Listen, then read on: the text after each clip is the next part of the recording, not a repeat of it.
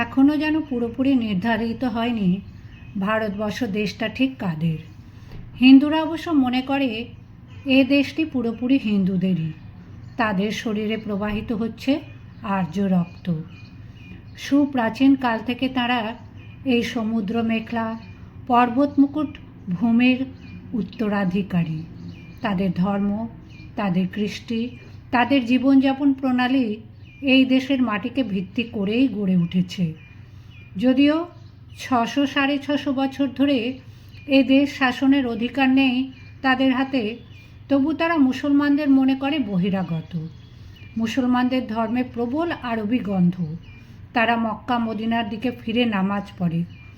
তাদের আচার ব্যবহার সবই হিন্দুদের বিপরীত। যদিও কয়েক শতাব্দী ধরে মুসলমানরা হিন্দুদের দ্বিতীয় শ্রেণীর নাগরিক করে রেখেছিল, তবু হিন্দুরা উচ্চ নাসা, আত্মাভিমানী। তারা মুসলমানদের সঙ্গে সামাজিকভাবে মেশে না। গোপনে তারা মুসলমানদের অসভ্য মনে করে। এদেশের অধিকাংশ মুসলমানই ধর্মান্তরিত। হিন্দুরা শৌর্য বীর্য হারিয়েছে বহু আগে, এবং যত তারা শক্তিহীন হয়েছে ততই তাদের মধ্যে হাজার রকমের জাতপাতের সংস্কার বেড়েছে। হিন্দুরাই হিন্দুদের নিপীড়ন করছে সবচেয়ে বেশি। নিপীড়িত হিন্দুরা দলে দলে ইসলাম ধর্মের মধ্যে সাম্যের বাণীতে আকৃষ্ট হয়ে সেই ধর্ম বরণ করেছে। পাঠান মোগল যারা এ দেশে বসতি স্থাপন করেছে, তারাও কয়েক শতাব্দী পর এ দেশকেই নিজ ভূমি মনে করে। মুসলমানরা যদি বহিরাগত হয়, তাহলে আর্যরাও বহিরাগত। এদেশের মূল অধিবাসীরা আদিবাসী নামে অভিহিত, এবং এই আদিবাসীদের হিন্দু মুসলমান উভয়েই বর্বর হিসেবে অবজ্ঞা করে। আবার উচ্চ শ্রেণীর মুসলমানদের চোখেও হিন্দুরা আধা আদিবাসী।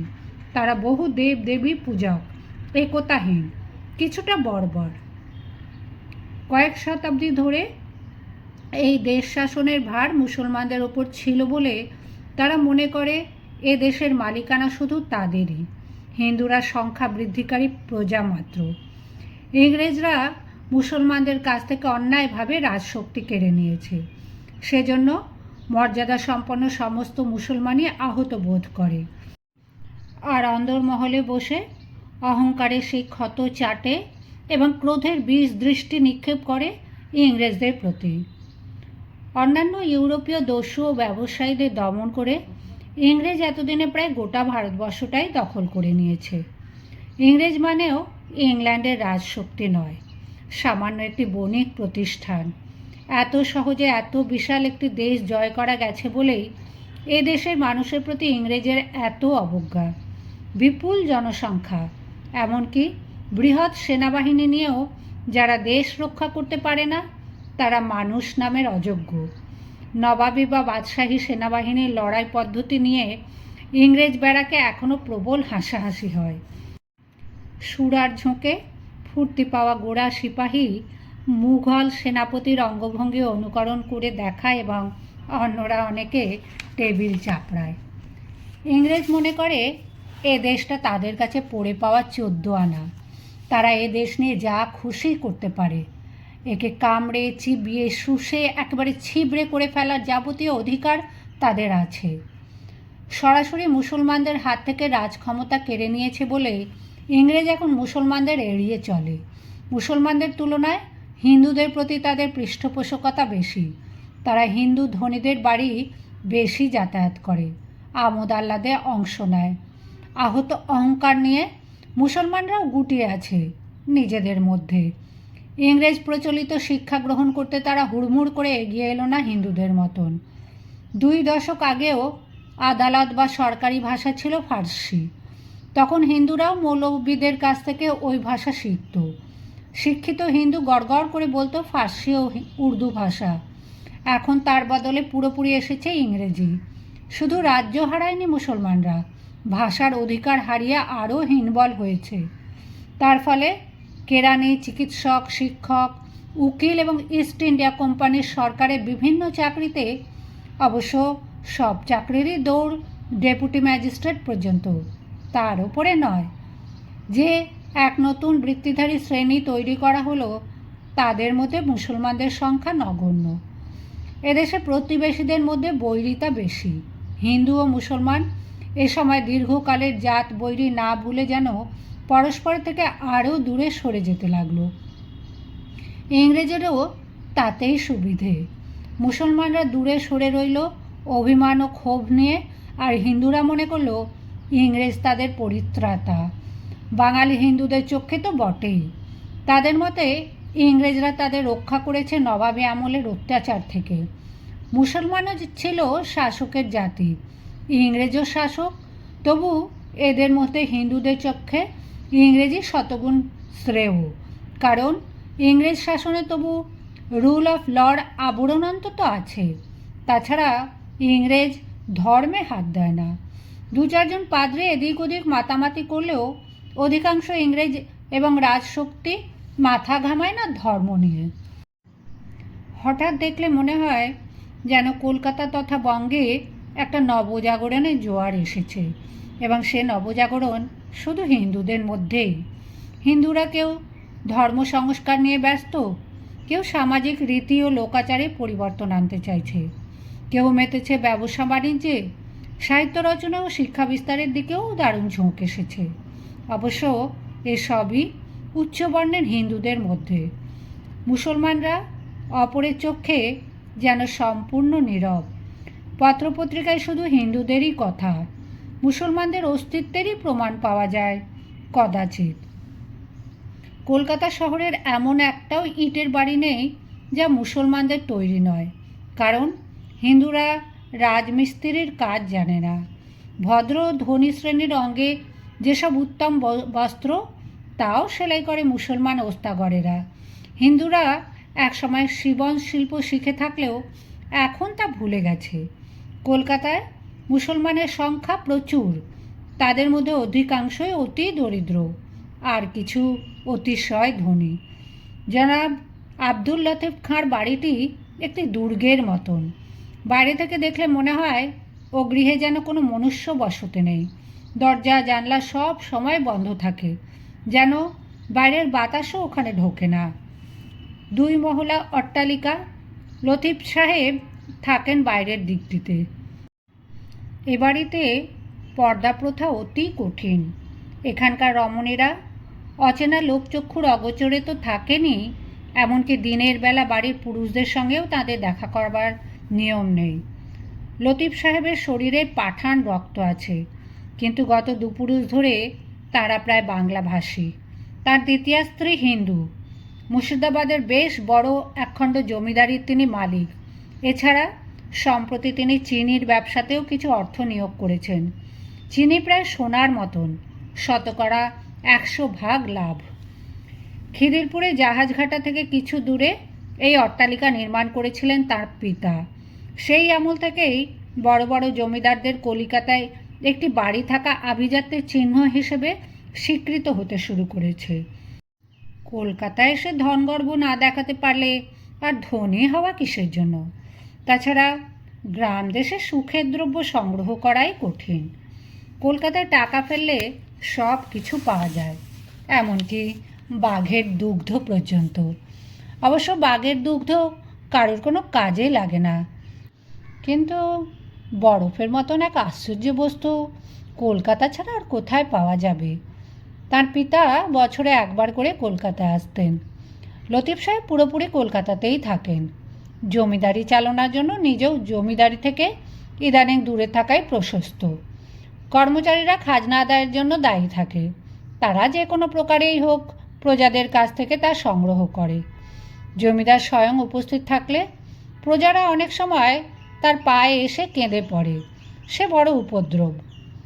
বাড়িটি এক সময় ছিল বেশ ফাঁকা জায়গায়, এখন ধীরে ধীরে চারপাশে একটি বস্তি গড়ে উঠেছে।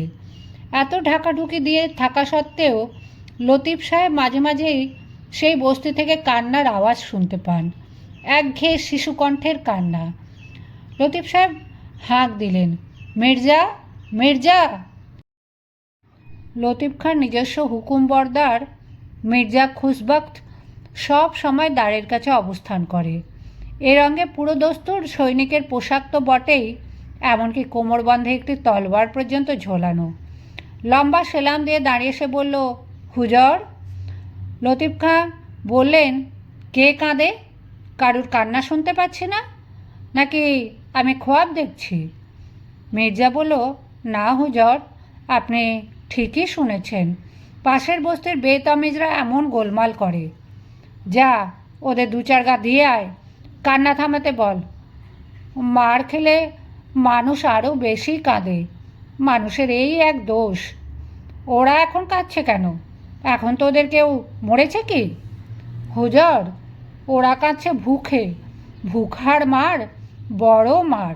কথায় বলে, ভাত এমন চিজ, ক্ষোধার চেয়ে 19-20। মির্জা খুশবাখাত, ওরা ভাত খায় না কেন? ভাত তো গরিবদেরই খাদ্য। কে জানে সরকার, এই বস্তির গরিব মুসলমানরা সারাদিন ঘুরে কাজের ধান্দায়। ওদের বাল বাচ্চারা ঘরে থাকে। হররোজ তো কাম মেলে না। যেদিন ওদের বাপজানেরা খাবার পয়সা না নিয়ে ফেরে, সেদিন তারা বাল বাচ্চাগুলোকে রাগ করে পিটায় আর তারা ডুকরে ডুকরে কাঁদে। লতিফ খাঁ কাতর গলায় বলেন, অত কথা আমায় বলিসনি। খেতে পায় না তো ওরা শহরে আসে কেন? গ্রামে থাকলেই তো পারে। আমি কান্না একেবারে সহ্য করতে পারি না। তুই যেমন করে হোক ওদের থামতে বল। মির্জা খুশবখত সেলাম বাজিয়ে চলে যায়। যে কোনো উপায় হোক কান্না একটু বাদে থামে, এবং তারপরে মির্জা হাসি মুখে সঙ্গে নিয়ে আসে এক অতিথিকে। মির্জা জানে যে এই মানুষটিকে দেখলে তার প্রভু খুশি হয়ে উঠবেন। ইনি মুন্সি আমির আলী, দিওয়ানি আদালতের উকিল। কলকাতার মুসলমান সমাজে ইনি একমাত্র উকিল এবং যথেষ্ট প্রতিপত্তিশালী। মানুষটি অতিশয় বিনয়ী এবং ধুরন্ধর হলেও রসিকও বটে। কথায় কথায় শের ও বয়েদ বলেন। লতিফ খাঁর চেয়ে মুন্সি আমির আলীর বয়স যথেষ্ট বেশি, বার্ধক্যে পৌঁছে গেছেন, তবু আদি রসের দিকে এর খুব ঝোঁক আছে। মুন্সি আমির আলীকে দেখলে একটি প্রসিদ্ধ উক্তি মনে পড়ে, বুढ़ापे में इंसान की कुव्वते साहवानी जवान में आ जाया करती है। অর্থাৎ বার্ধক্যে মানুষের কামনা বাসনা সব জিভের ডগায় এসে ভর করে।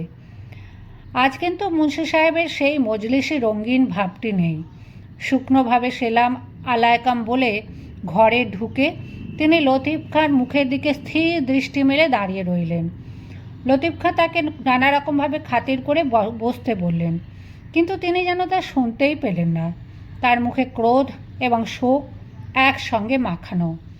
লতিফ খাঁ বিহ্বল হয়ে বললেন, এমন মলিন মুখ কেন জনাব? কিছু গুস্তাকি হয়েছে কি? মুন্সি আমির আলী চড়া মেজাজে বলেন, আজ হিন্দুস্তানে মুসলমানের চরম দুর্দিন, আর আজ তুমি ঘরে বসে নিশ্চিন্তে আলবোলা টানছো? ছি! আজ কেন? আজ কি হয়েছে? তুমি জানো না আজ নবাব ওয়াজিদ আলী খাঁ কলকাতায় আসছেন? আমাদের সব মান সম্ভ্রম ধুলোয় লুটিয়ে গেল। লতিফ খাঁ বিস্মিতভাবে বলেন, কোন নবাব ওয়াজিদ আলী খাঁ? অওধের বাদশাহ? তিনি লখনৌ ছেড়ে কলকাতায় আসবেন এই ইংরেজের রাজত্বে? সে কি কথা? মুন্সির আমির আলী ব্যঙ্গে সুরে একটি রেখতি বললেন, চলিয়ে ওহা সে দামন উঠাতি হুই, কড়ে সে কড়ে তো বাজাতি হুই। এবার এখান থেকে আঁচল উড়িয়ে উড়িয়ে কাঁকন বাজিয়ে বাজিয়ে ফিরে চলো। লতিফ খাঁ তাও কিছু বুঝতে পারলেন না। তিনি ব্যাকুলভাবে বললেন, জনাব তশরিফ রাখুন, কি হয়েছে সব খুলে বলুন তো। অওধের বাদশাহ কলকাতায় আসবে কেন? তিনি আমাদের শেষ ভরসা। লতিফ খাঁর তুলনায় মুন্সি আমির আলী অনেক বেশি খবর রাখেন। তিনি ফার্সি উর্দুতে দক্ষ, বাংলা এবং ইংরেজিতেও মোটামুটি বলতে কইতে পারেন।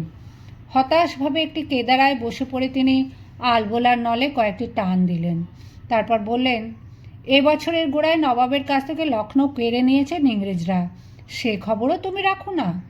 ইবলিশের দোসর ইংরেজ বিশ্বাসঘাতকতা করেছে নবাবের সঙ্গে।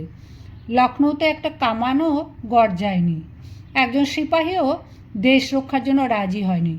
বিনা যুদ্ধে নবাবের মুকুট ছিনিয়ে নিয়েছে। হিন্দুস্তানে মুসলমানের শেষ গৌরব যে অওধ, তাও চলে গেল ইংরেজের হাতে। আর আমাদের রইল কি? ঘটনার গুরুত্ব বুঝে লতিফ খাঁ হতবাক হয়ে বসে রইলেন কিছুক্ষণ। তার মস্তক ঘূর্ণিত হচ্ছে, যেন তার নিজেরই জমিদারি কেড়ে নেওয়া হয়েছে। এই রকম নিঃস্ব বোধ করলেন তিনি। খানিক বাদে তিনি আস্তে আস্তে বললেন, কিন্তু লখনৌয়ের বাদশাহ কলকাতায় আসছেন কেন এত দূরে? আমির আলী প্রায় ধমকের সুরে বলেন, শখ শেখে আসছেন তিনি? আসছেন বন্দি হয়ে। জিঞ্জিরে হাত পা বেঁধে আনা হচ্ছে তাকে। হিন্দুস্তানের বাদশাহ দিল্লিতে কাজ করার পুতুল হয়ে আছেন, আর লখনৌয়ের নবাব বন্দি থাকবেন কলকাতায়। লতিফ খাঁ কপাল চাপড়ে বলেন, কিছুই বুঝলাম না। আপনার কাছেই তো শুনেছি যে নবাব ওয়াজিদ আলী সাহেবের মস্ত বড় পল্টনা রিসালা ছিল, এমনকি তিনি একটি জেনানা ফৌজও গড়েছিলেন। সেই তুলনায় ফিরিঙ্গিদের ফৌজ আর কত বেশি। তবে কেন লড়াই হলো না? কমজোর ডারপুক হিন্দুদের মতন মুসলমানও কি লড়াই দিতে ভুলে গেছে? আপনি একটু বুঝিয়ে বলুন। আমির আলী আবার দীর্ঘশ্বাস ফেলে একটি বয়াত বলেন, पढ़ी हुफ्ता रुखा व देव दर करिश्मा ओन नफ बसक्त अकलक हजरत की इचे बुल अजविस्त। পরীরা লুকিয়ে ফেলেছে নিজেদের রূপ, এখন রাক্ষসরা দেখাচ্ছে তাদের কাণ্ড কারখানা। কী করে যে এমন হলো তা বুদ্ধিতে কুল কিনারা পায় না। দোস্ত, লখনৌয়ের সিপাহীরা যুদ্ধ ভোলেনি, কিন্তু নবাব ওয়াজিদ আলী শাহ মেতেছিলেন নাচ গান আর কবিতা রচনায়। সবই আমাদের নসিব। লর্ড ডালহাউসি একে একে সব খাবে। হিন্দুস্তানের সবটুকু না খেলে ওর ভুখ মিটবে না। নবাব ওয়াজিদ আলী শাহ কি আজই আসবেন কলকাতায়? হ্যাঁ, সেই জন্যই তো এসেছি তোমার কাছে। আমাদের নবাবের হাতে পায়ে জিঞ্জির বেঁধে ধুলোর মধ্যে দিয়ে টানতে টানতে নিয়ে যাবে। তা দেখে দৃষ্টি সার্থক করবে না? লতিফ খাঁর চক্ষু সজল হয়ে এলো। তিনি হায় আল্লাহ বলতে বলতে বারংবার দীর্ঘশ্বাস ফেলতে লাগলেন। একটু পরে তিনি আবার জিজ্ঞেস করলেন, নবাব কলকাতায় এসে থাকবেন কোথায়? শুনেছি মেটিয়া বুরুজে ইংরেজ সরকার দয়া করে তাকে জমি আর বাড়ি দিয়েছেন। হায় হায় হায় হায়! বাদশাহ মঞ্জিল আর ক্যাসার বাগ ছেড়ে নবাব এসে থাকবেন কলকাতায় এই জলাডাঙায়? এখানে কোথায় সেই মহল ছাড়া আর কোথায় সেই বাগিচা? খানিক আলাপ আলোচনার পর নবাব দর্শনে যাওয়াই ঠিক হলো। ভাগ্যহত অধঃপতিত হলেও নবাব ওয়াজিদ আলী শাহ হিন্দুস্তানের শেষ গৌরবমণি। তাঁকে একবার সচক্ষে দেখার লোভ সংবরণ করা যায় না। তখনই লতিফ খাঁর চৌঘুড়ি গাড়ি প্রস্তুত করা হলো। সঙ্গে 4 জন দেহরক্ষী নিয়ে তিনি মুন্সি আমির আলীর সঙ্গে গৃহ থেকে নির্গত হলেন। খিদিরপুর ছেড়ে কলকাতার উপান্তে এসেই তাঁরা দেখলেন যে পথে পথে অজস্র মানুষের ভিড়। সেপাই শান্ত্রী ও গোড়া পুলিশ ফৌজও টহল দিচ্ছে এবং মাঝে মাঝে লাঠি উঠিয়ে অবাধ্য জনতাকে তাড়া করছে। শোনা গেল এই পথেই একটু বাদে নবাবের কাফিলা আসবে। গাড়িতে বসে নবাব দর্শন অনুচিত হবে বলে লতিফ খাঁ এবং আমির আলী গাড়ি থেকে নেমে পথের মোড়ে এসে দাঁড়ালেন। দেহরক্ষীরা তাঁদের ঘিরে রইল। জনতার মধ্যে হিন্দু মুসলমান দুই রয়েছে। সমস্ত মুসলমানদের মুখ ম্লান, আর হিন্দুদের মুখে খানিকটা বিস্ময়, খানিকটা কৌতুক। শহরের অন্যান্য হুজুগের মতন নবাবের আগমনও যেন আর একটি বড় হুজুগ তাদের কাছে। নবাবের কাফিলাটা বিশাল। সামনে আসছে বাদ্যকররা, তারপর পর পর অনেকগুলি গাড়ির ওপর বড় বড় খাঁচায় নানা রকম পশু পাখি। পাখিদের মধ্যে ময়ূর, পায়রা, সারস, হাঁস, বগলা, কড়কড়, চকর ইত্যাদি। এক খাঁচা ভর্তি কচ্ছপ, তারপর হরিণ, তারপর চিতাবাঘ, 3টি খাঁচা ভর্তি নানা জাতের বানর, উল্লুক, তারপর পায়ে হাঁটানো জিরাফ, উট, হাতি। এরপর নবাবের স্বর্ণখচিত তানজাম বয়ে আনছে 4 জন কাফরি বাহক। তার পেছনে ষাঁড় দিয়ে ঘেরাটোপ জেনানাদের পালকি, তারপরে দাসদাসীরা।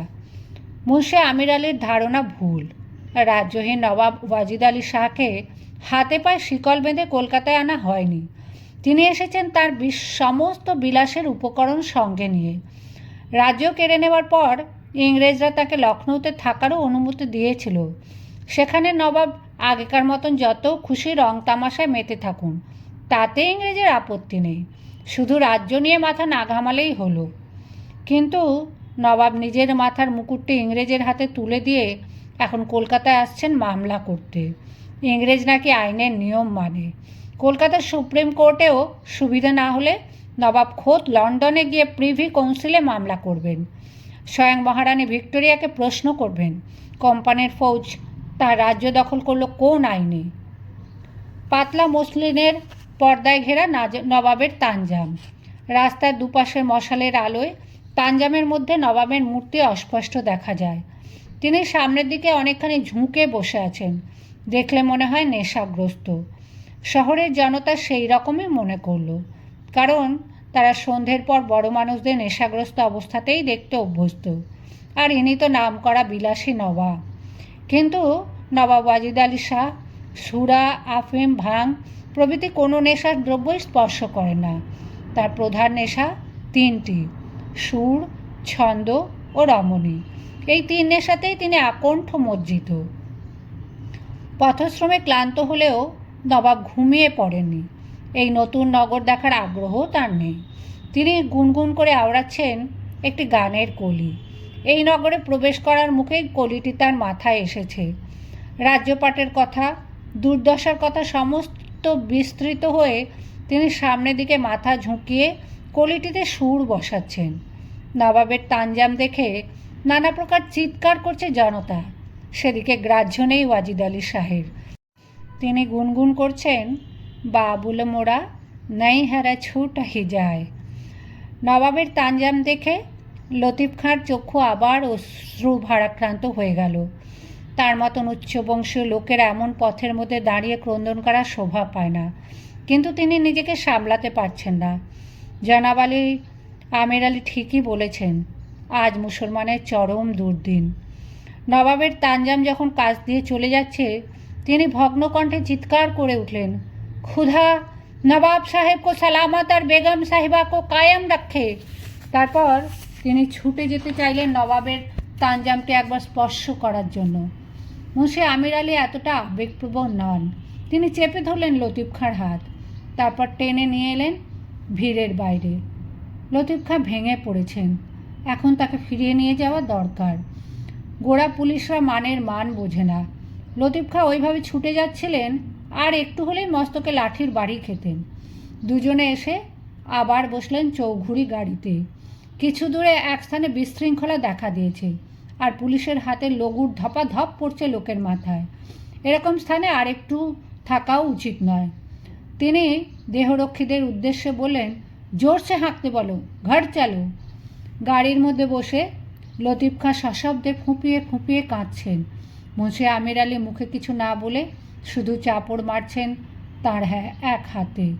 তার মনও ভারাক্রান্ত। অদের নবাব এসেছেন কলকাতায়, অথচ তাঁর সম্মানে একটা তোপও দাগা হলো না। একটু পরে তিনি উত্তেজিতভাবে বললেন, লতিফ, মুখ উঠাও, কান্না থামাও। হিন্দুস্তানের মুসলমান এ অপমান কিছুতেই সহ্য করবে না। লাখ লাখ সিপাহী এখনও আছে এদেশে। তারা লড়াই ছাড়া আর কিছু জানে না। তারা ইংরেজদের এ দুশ্মনির বদলা নেবেই। আমি বলে রাখছি, শিগগিরই একটা গদর হবে। তখন আমাদের সকলকেই সামিল হতে হবে। মনে রেখো।